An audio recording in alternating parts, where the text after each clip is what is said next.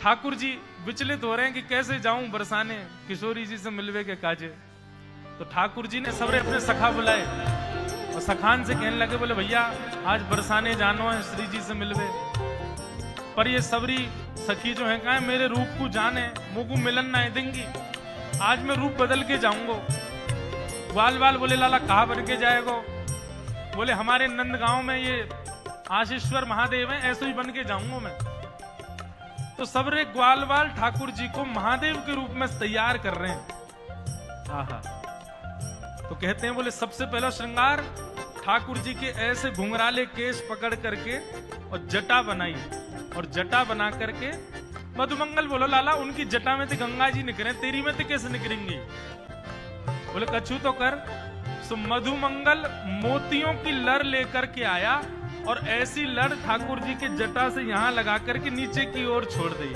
लाला गंगा जी तो निकल ही तेरी जटा में थे। लाला महादेव तो चंद्रमा और धारण करें, वो कैसे धारण होएगो? तब तुरंत चंदन घिस करके महाराज चंदन को सबरो जल निकाल के सूखो चंदन, और वही चंदन को एक चंद्रमा बना करके ठाकुर जी की जटा पे चिपका दियो। लाला को श्रृंगार है रोए। हमारे वृंदावन के ठाकुर जी ने अपनी धोती की ही बना करके वैसे ही अवधूत बिल्कुल श्रृंगार कियो अपनो। ठाकुर जी बोले अरे गले में सर्प कहां से आएगो? मधुमंगल श्रीराम बोले बता लाला, वन में तो पकड़ के लाए अभी।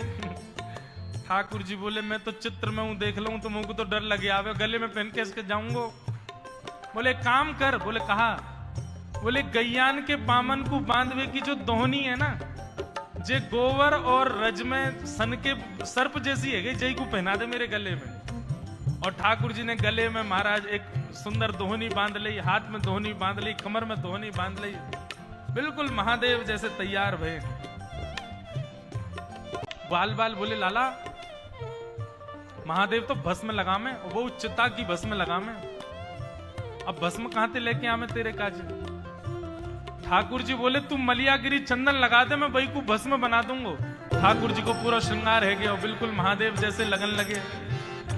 मुंह पे भी जो चंदन लगाया वो भस्म बन गो सबरो। बोले लाला तू तो पहचान में ही ना आ रहा, कौन है पतो ना कहां से आगो है। बोले अब ठीक है, अब जाऊंगा मैं श्री जी से मिलवे। सो ठाकुर जी ने नंद भवन से जो श्रृंगार करके आए थे उसके ऊपर महादेव का श्रृंगार किया है। क्यों? श्री जी से मिलके आमेंगे फिर तुरंत कपड़ा उतार के घर भी तो जानो है, तैयार थोड़ी है, कोई इतना समय थोड़ा ही है। तो अपने कृष्ण स्वरूप के भीतर है, उसी के ऊपर ही महादेव का रूप धारण किया है। अब जैसे ठाकुर जी चलते हैं तो अंदर जितने आभूषण पहने उन सब की आवाज आती है, मानो ऐसा लगता है कि महादेव चल रहे हैं और संग में डमरू बजाते हुए चल रहे हैं। ठाकुर जी तैयार है कि बरसाने पहुंच गए, उस संग में मधुमंगल श्रीदामा भी तैयार भये हैं, छोटे छोटे जोगी वो भी बने हैं। पर ठाकुर जी के अंग को चंदन तो भस्म बन गया, उनको अभी चंदन नहीं है। क्यों? श्री जी से मिलवे की उत्कंठा की ज्वाला तो ठाकुर जी के चित्त में है ना। ठाकुर जी ने बीच रास्ता में ही कही बोले तुम लोग वापस लौट जाओ ना, बहुत डंडा पड़ेंगे, पता चल रही है तुम कौन हो? मैं तो पता ना चल रही, मैं तो भस्म लगा के घूम रहा हूं। ठाकुर जी अकेले बरसाने गए, अब बरसाने में जाकर के महाराज अलाक निरंजन घूम रहे हैं नन्हे से गोपाल जी बरसाने में। गोपी अपनी अपनी अटारीन से निकल के ओ देख कैसो नेक्सो से जोगी डोल लो है, अरे नेक पकड़ो तो सही। सबरी गोपी ने जाके खींच लिए ठाकुर जी। अरे बाबा घर में खेलवे की उम्र में जोगी बन गो तू, नेक्सो सो। ठाकुर जी भ्रगुटी टेढ़ी करके बोले हम जोगी हैं, श्राप देनो जाने, ज्यादा बोलेगी श्राप दे दूंगा, 3200 निकल के बाहर आ जाएंगी, पोपली है जाएगी तू। बोले अरे बड़ो तेज बोले जोगी तो। सब गोपियां कह रही हैं, बोले अच्छा जोगी तुम पे कहा आवे?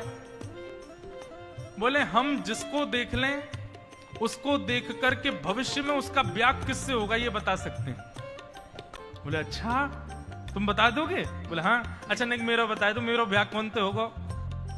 बोले तेरो ब्याह ना होगा, तू ऐसी रहेगी जीवन भर, तेरो पति ना दिख रहा मुंह को। दूसरी गोपी बोली अच्छा अच्छा मेरो बता दो, मेरो ब्याह कौन से होगा? बोले पास में एक गांव है, वहां पे एक गोबर चुरावे वालो गोबर चोटा रे बातें होगा तेरो ब्याह। सबरी गोपी बोली बड़ो टेढ़ो टेढ़ो बोले तभी एक गोपी बोली, सुनो हम अपनी कहाँ पूछ रहे हैं, या जोगी पे कछु आता हो तो ना श्री जी हमारी श्यामाजू के बारे में पूछे, उनको कौन तो ब्याह होएगो। सभी सखी बोली, अच्छा तुम हमारी स्वामिनी जी से मिलोगे, उनको नेक बता दोगे कि उनको ब्याह कौन ते होएगो। ठाकुर जी बोले, ले चलो अभी बता मैं। आहा, ऊंचे भवन पर लेकर के गए हैं ठाकुर जी को। किशोरी जी से जाके प्रार्थना करी, एक बड़ो सिद्ध जोगी आयो है, तो नेक्सो सो ही छोटो सो है, गोल मटोल वाके हाथ हैं, गोल मटोल गाल हैं, लेकिन ऐसो बोले। श्री जी बोली, अच्छा कहा बतावे। बोले, ये बता दे कि हमारो भविष्य में कालांतर में पति कौन होएगो। श्री जी बोली, अच्छा सही बतावे। बोले, अब बतावे तो कब, मेरो तो यो बता दियो मेरो ब्याह ही ना होएगो, या कोई यो बता दियो गोबर चोटा से ब्याह होगा, आदि आदि। लेकिन श्यामाजू जो भी बतावे एक बार चलो। श्री जी के मन में तो भाव आ गया, कहीं गोपाल जी को नाम बोल दे एक बार।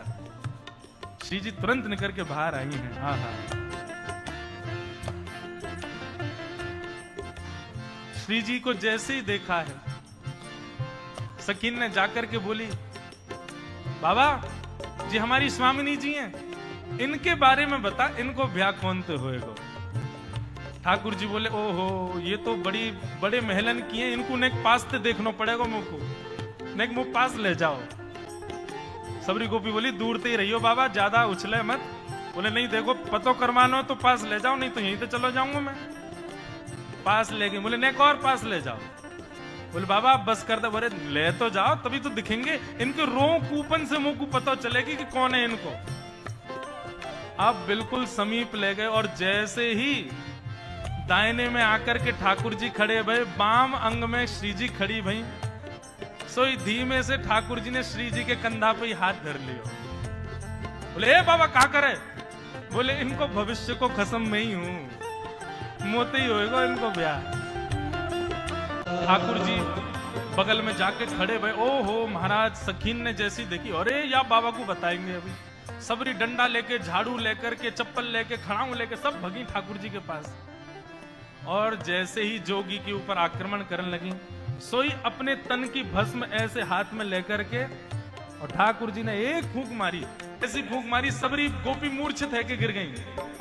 और जैसे ही सब मूर्छित भई हैं महाराज, अब श्री जी और ठाकुर जी दो ही बच्चे हैं, बाकी सब तो मूर्छित पड़े हैं। ठाकुर जी खूब निहार निहार के देख रहे हैं किशोरी जी को, और किशोरी जी के सुंदर व वेश को दर्शन करके ठाकुर जी बावड़े है गए। और ऐसे बावले भय महाराज किशोरी जी को देख करके, ठाकुर जी इतने बावड़े भय महाराज, अब तो रास्ता में चलते फिरते बस वही स्वरूप किशोरी जी को याद करें, वहीं बैठ के राधे राधे राधे राधे गाने लग जाएं। कभी जमुना जी में जल डार के पड़े हैं, भस्म रमाए पूरे अंग पर, लौट करके आए, मधुमंगल श्रीदामा देख रहे हैं, लाला जी कहाँ है गो। तो ठाकुर जी प्रति उत्तर में कुछ बोल ही नहीं रहे, बस राधे राधे राधे राधे राधे राधे। लाला भूख लगी, बोले राधे राधे। प्यास लगी, राधे राधे। नंदगाम जाएगो, राधे राधे। ऐसे ठाकुर जी के चित्त में चढ़ गई किशोरी जी।